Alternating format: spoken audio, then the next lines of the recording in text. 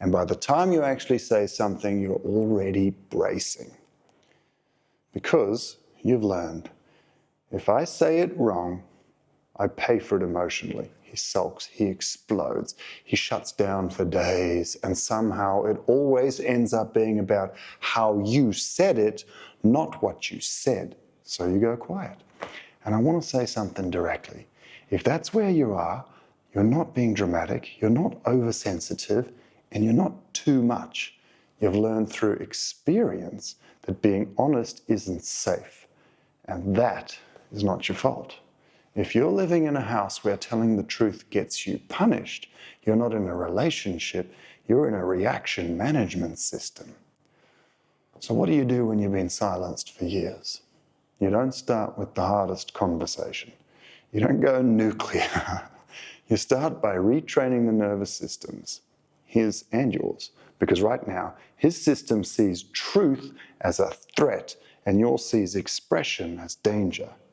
We shift that by speaking truth in a neutral, grounded, inarguable language. Not softly, not aggressively, just steadily. I'm going to give you a 5-step process to nip this in the bud today. We're going to get into exactly what to say and when to walk, but first, you need to understand why this matters, because if you don't, you'll get pulled back into silence again.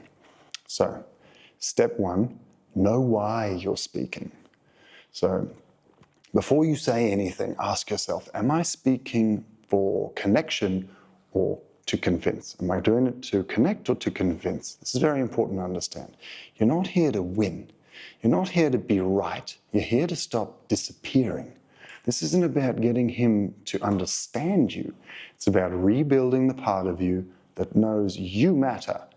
When you go in with that mindset, you stop over-explaining. You stop trying to manage his reaction. You speak clearly because it's true, not because it's safe. So again, before you say anything, ask yourself, am I speaking to connect or to convince? Now that you know what your purpose is, let's move on to step 2. Start with a grounded signal. Don't drop it mid-chaos. Don't bring it up when he's already spinning.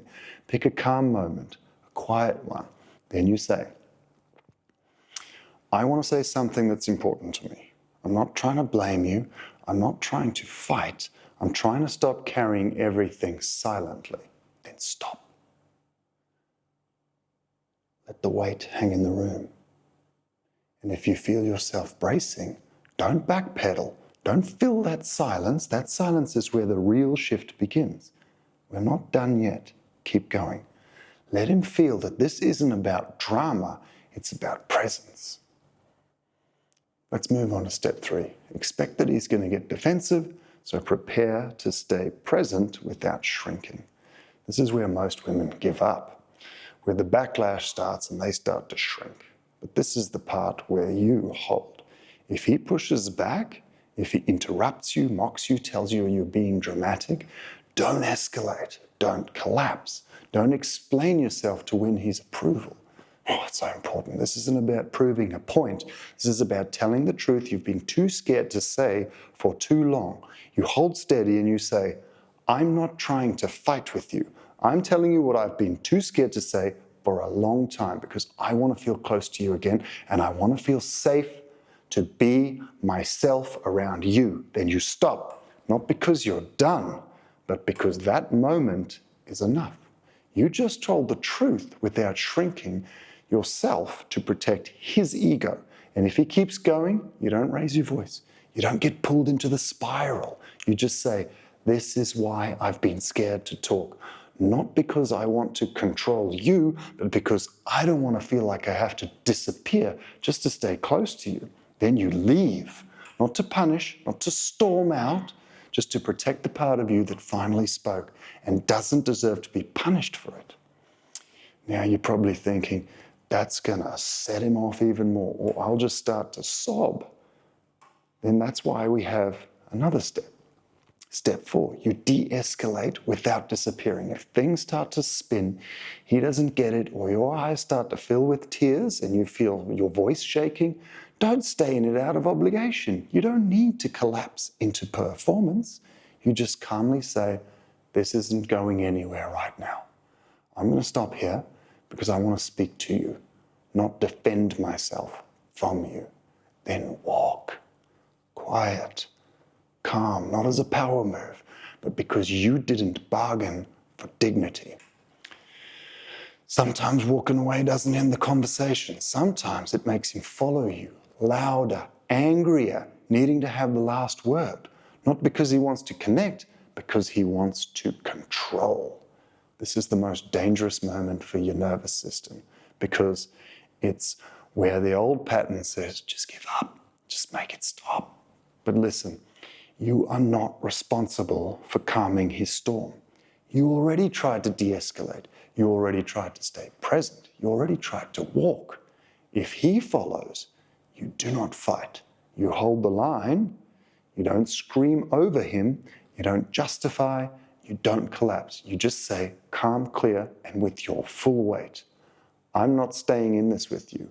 I've said what I needed to say, and I will not keep defending my right to speak. Then walk away, door closed, room changed, boundary held. Sometimes he won't follow physically, but he'll start digging. He'll start saying things like, this is why no one can talk to you, or you're just trying to start a fight, or you always do this, you make everything about you. You think you're perfect? This is important. Don't get pulled into the trap. Blame is a trap. It's bait. Tantrums are bait. Sarcasm, guilt, mockery, all bait. They're designed to suck you back into the old dance where he gets to feel powerful and you end up doubting yourself. Instead, try this line. If me speaking the truth makes you uncomfortable, that's something for you to sit with and deal with. I didn't say anything to be mean or to start a fight, but so you can finally hear what I've been afraid to say. I want to be close to you, not defend myself against you.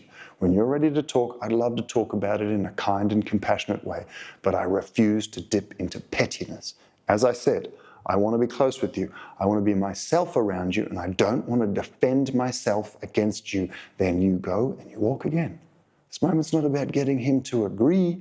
It's about showing your nervous system that you don't have to pay a price for being honest anymore, even if he tries to make you, because he will test your boundaries at first. But if you hold them, he'll start to realize they're real, and so will you. Now, hopefully that's the end of it for today. If he gets physically or emotionally abusive, then I've got another video for you after this one. But let's assume in this video, he's not a monster, he's actually loving and kind, but has just been stuck in a pattern of control where he is inadvertently or deliberately manipulating you with his mood, because until this point, you've let him. By the way, this works for teenagers too. It's a very similar pattern with kids these days who are afraid of their parent, who aren't afraid of their parents, so they manipulate them with guilt. You know, you offend me. Anyway, let's move on to step 5. Keeping your power the day after.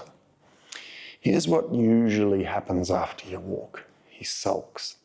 He acts like nothing happened. He makes a joke or distracts or waits for you to bring it up again. That's one version, but sometimes he comes back. He apologizes. He says he didn't mean it. He wraps his arms around you and says, I hate fighting with you. And here's where you need to be very clear with yourself. This isn't a test, it's a choice. You're not here to punish him, but you're also not here to be emotionally bribed back into silence. If he returns with sincerity, not performance, and you feel safe in your body to stay, then stay. You can soften, you can reconnect. But if he's apologizing just to avoid discomfort, if you can feel the pressure to move on, to make it nice, smooth it over, pause. You're not manipulating by holding your ground. You're refusing to participate in a cycle where temporary kindness resets the pattern. So you say, thank you for saying that.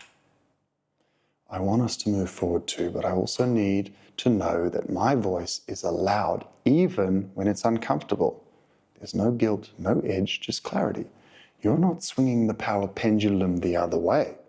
You're breaking it all together. This isn't about dominance, it's about dignity.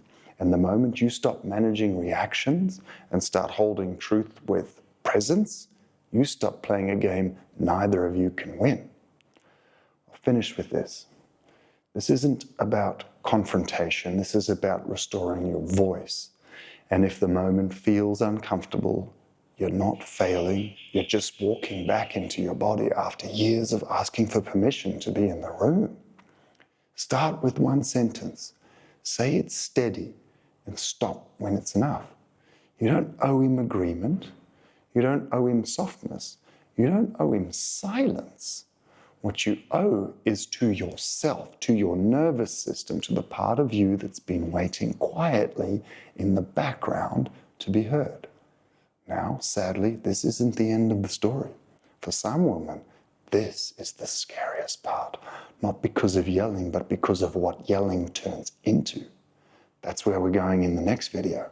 But for now, this is your line, and you're allowed to hold it.